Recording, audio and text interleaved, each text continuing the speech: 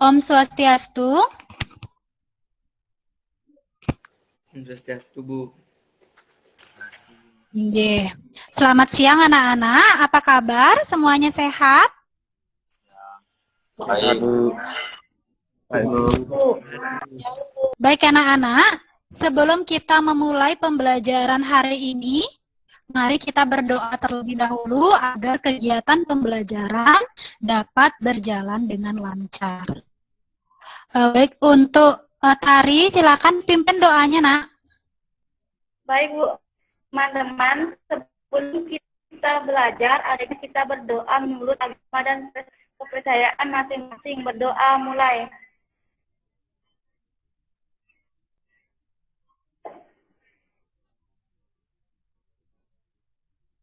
Berdoa selesai.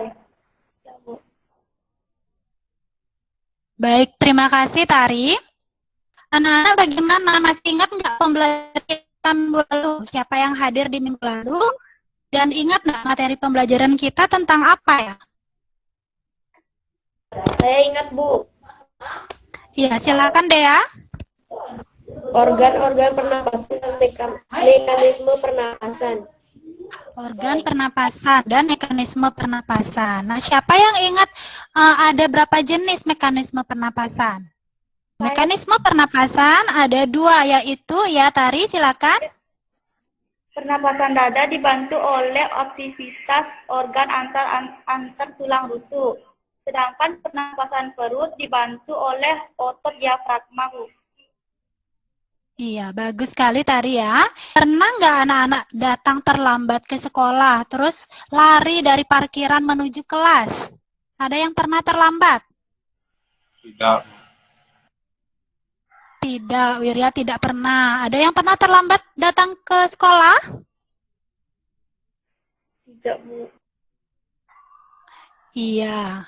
Nah, biasanya anak-anak, bagus ya kalau tidak pernah terlambat. Biasanya anak-anak, jika ada teman kita yang terlambat, kemudian terburu-buru lari dari parkiran ke kelas, bagaimana ya pernapasannya dia? Cepat atau lambat? Cepat, Bu. Nah, tujuan pembelajaran kita pada hari ini yaitu yang pertama, melalui pengamatan grafik, peserta didik dapat menganalisis volume pernapasan pada manusia dengan benar.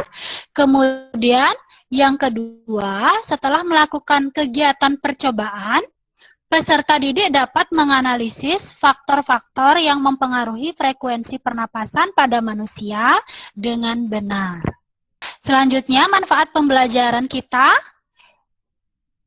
yaitu yang pertama, anak-anak dapat memilih aktivitas yang ringan agar frekuensi pernapasan tidak terlalu cepat yang dapat membuat anak-anak merasa sesak napas. Ya. Yang kedua, anak-anak bisa menyarankan kepada orang yang lebih tua atau orang tua di rumah agar tidak mengambil pekerjaan yang terlalu berat. Pernahkah anak-anak pergi ke taman bunga seperti yang terlihat pada gambar 1? Ketika anak-anak membawi wangi bunga, tentu pernah menarik napas sangat dalam. Demikian pula, anak-anak juga dapat menghembuskan napas sekuat-kuatnya. Mengapa demikian ya? Pernah enggak anak-anak seperti ilustrasi yang Ibu berikan ini? Mengapa bisa demikian? Karena paru-paru kita bisa menampung udara. Betul sekali seperti kata Tari. Bagaimana paru-paru kita bisa menampung udara ya, itu namanya kapasitas dari paru-paru ya. Sama seperti jika diibaratkan pada balon, sebuah balon, ketika anak-anak meniup balon ya, nanti anak-anak bisa menambahkan lagi volume udara yang kalian hembuskan sehingga balonnya akan menjadi semakin besar. Nah, itu namanya kapasitas dari balon ya. Nah, sekarang anak-anak, Ibu lanjutkan pada materi menganalisis volume pernapasan pada manusia. Nah, dari materi yang sudah anak-anak pelajari di rumah, nah di sini ada beberapa istilah anak-anak pada volume pernapasan. Yang pertama, ada udara tidal, kemudian ada udara komplementer, kemudian ada udara suplementer, kemudian ada udara residu atau sisa, kapasitas vital, kemudian yang terakhir adalah kapasitas total paru-paru. Bagaimana dengan kapasitas vital anak-anak?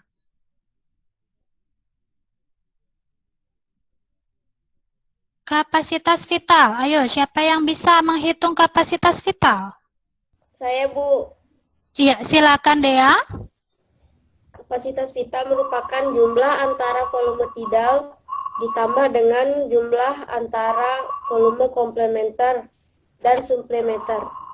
Iya, jadi kapasitas vital itu total dari udara tidal dijumlahkan dengan udara komplementer dan udara suplementer. Berapa jadinya besarnya, Nak? Dea? Berapa totalnya kapasitas vital paru-paru kita? 3.500 ml. Baiklah, anak-anak, selanjutnya kita akan mempelajari hubungan antara volume pernapasan dengan tekanan di dalam paru-paru. Coba perhatikan gambar yang Ibu sajikan. Ini hukum Boyle. Iya. Pada suhu tetap, tekanan gas di dalam suatu ruang tertutup berbanding terbalik dengan volumenya. Oke, ya. Jadi seperti yang Ibu jelaskan, ini sesuai dengan hukum Boyle ya anak-anak. Tekanan gas itu berbanding terbalik dengan volumenya ya. Jadi kalau volumenya bertambah, tekanannya berkurang atau mengecil. Sebaliknya kalau volumenya berkurang, tekanannya bagaimana? Tambah. Iya, bertambah, betul ya. Nah, sekarang kita akan melakukan diskusi kelompok anak-anak ya. Lakukan percobaan, bagi tugas dengan baik dengan kelompoknya. Kemudian silakan diskusikan beberapa soal terkait dengan percobaan tersebut. Kemudian ada satu hal permasalahan yang harus anak-anak tuntaskan setelah melakukan percobaan. Jadi, anak-anak melakukan percobaan dulu, nanti akan menemukan jawaban dari permasalahan yang Ibu berikan. Baik anak-anak, Ibu berikan waktu diskusi selama 20 menit. Anak-anak bisa meninggalkan room meeting, nanti kita akan kembali untuk mempresentasikan hasil diskusi kalian. Kita akan lanjut di WA Group ya. Baik, silakan meninggalkan room dulu. Selamat berdiskusi.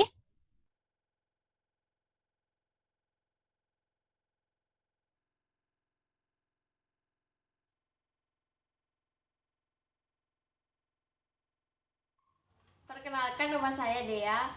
Pada kali ini saya akan menghitung frekuensi pernapasan yang dipengaruhi oleh faktor usia. Saya akan menghitung 1, 2, 3, 4, 21, 22, 23, 24. Siapa yang mau mempresentasikan hasil diskusi kelompoknya? Silakan. Saya, Bu. Iya, silakan. Dea dari kelompok berapa, Nak? Dari kelompok 2 saya, Bu. Silakan, Dea.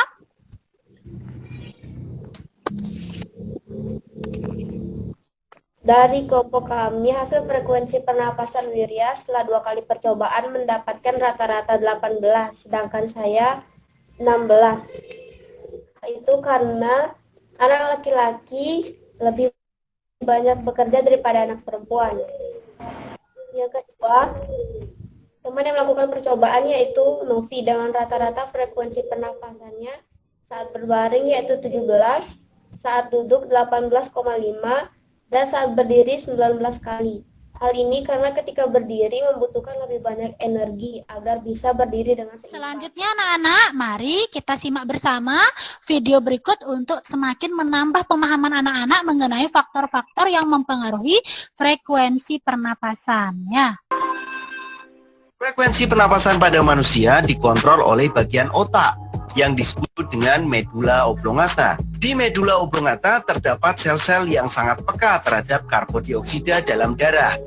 Ketika kadar karbon dioksida dalam darah meningkat hingga di atas normal, medula oblongata akan meningkatkan aktivitas otot-otot interkostal dan diafragma. Akibatnya frekuensi pernapasan akan meningkat karena di situ akan mengembalikan konsentrasi karbon dioksida ke batas normal. Beberapa faktor yang mempengaruhi medula oblongata untuk meningkatkan atau menurunkan ritme pernapasan adalah usia, aktivitas, jenis kelamin, suhu tubuh, serta posisi tubuh. Nah, anak-anak, siapa yang bisa membantu Ibu untuk menyimpulkan kegiatan pembelajaran kita pada hari ini? Ayo silakan. Kita sudah belajar apa saja hari ini? Ya, silakan, Komang Agus. Kita sudah belajar tentang jenis volume pernapasan pada manusia, faktor-faktor yang mempengaruhi frekuensi pernapasan yaitu jenis kelamin, posisi tubuh, aktivitas tubuh, dan usia, Bu. Iya, bagus sekali ya. Jadi yang pertama kita sudah mempelajari tentang volume pernapasan pada manusia. Ya, kemudian yang kedua, beberapa faktor yang mempengaruhi frekuensi pernapasan, ada jenis kelamin, posisi tubuh, umur, kemudian aktivitas juga mempengaruhi ya. Nah, anak-anak, kita akan menuju pada kegiatan penutup ya. Ya, sekarang anak-anak akan melakukan atau menjawab kuis. Oke, Ibu akan membagikan linknya terlebih dahulu ya. Anak-anak, link untuk kuis sudah Ibu share di WA Group. Kemudian bagi yang tidak bisa mengakses, Ibu juga sudah kirimkan soft copy-nya pada WA Group.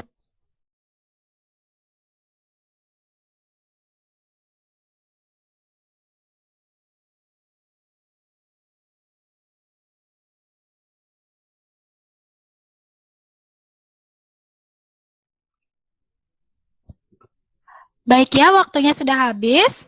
Nah, beberapa anak sudah mengirimkan pada Ibu, nanti akan Ibu langsung tanggapi ya dan berikan penilaian. Ya, ini sudah ada 3 orang. 1 orang mendapat nilai 100 dan 2 orang mendapat nilai 75 ya. Baik.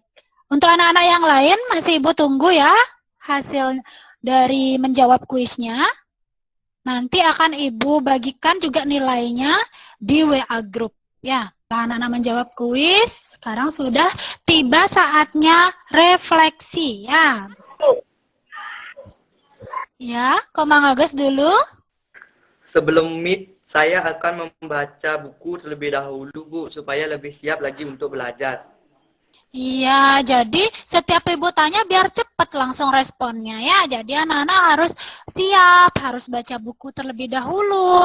Jadi materi yang sudah Ibu share di hari Sabtu atau beberapa hari sebelumnya wajib anak-anak baca ya. Oke, baik anak-anak.